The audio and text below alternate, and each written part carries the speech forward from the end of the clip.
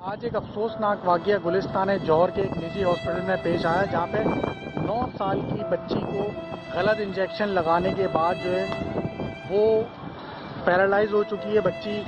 اس کے والدین جو ہے وہ غم سے نڈال ہیں، لیکن اس شہر کے اندر، اس ملک پاکستان کے اندر ہمیشہ سے یہی ہوتا رہا ہے کہ اس طریقے کے ہاسپٹلس کے اندر کوئی انتظامیہ موجود نہیں ہوتی۔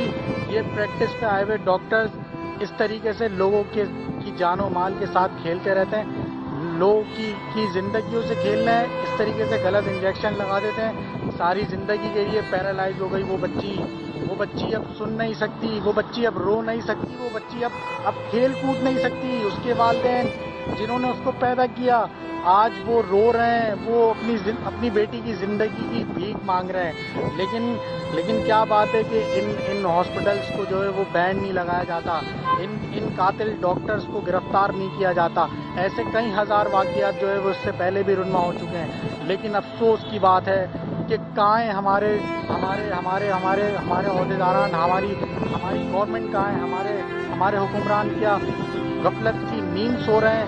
کب ان کو ہوش آئے گا کہ کیا جب ان کے بچے اس طریقے سے بستروں پہ پڑے ہوئے اپنی زندگی اور موت کی کشمکش میں ہوں گے، جب ان کو تکلیف ہوگی، جب ان کو درد ہوگی؟ نہیں صاحب، ان کو کیوں ہوگی؟ ان کے تو بچے جو ہیں وہ باہر اسپتالوں میں ان کا علاج ہوتا ہے، امریکہ، لندن اور تھائی لینڈ جیسے ہاسپٹلس کے اندر جو ہے وہ ان کے علاج ہوتے ہیں۔ ان کو کیا تکلیف ہوگی؟ تکلیف تو اس غریب آدمی کو ہوگی جس کی بیٹی کو پیرالائز کرنے کے بعد ان سے 10 لاکھ روپے مانگے جاتے ہیں اور کہا جاتا ہے کہ اپنی بیٹی کو اسپتال سے لے جایا جائے۔ لعنت ہے ایسے لوگوں کے اوپر، ان کی سوچ پہ، ان کی گندی سوچوں کے اوپر لعنت ہے کہ اس طریقے سے ایک 9 سال کی بچی کو پیرالائز کر دیا غلط انجیکشن لگا کے۔ کیا ان کے خلاف کارروائی ہوگی؟ اب دیکھنا ہے۔ اگر ہمارے یہاں قانون زندہ ہے، ہمارے یہاں انسانیت زندہ ہے، تو ان درندوں کو، ان قاتلوں کو گرفتار کیا جائے۔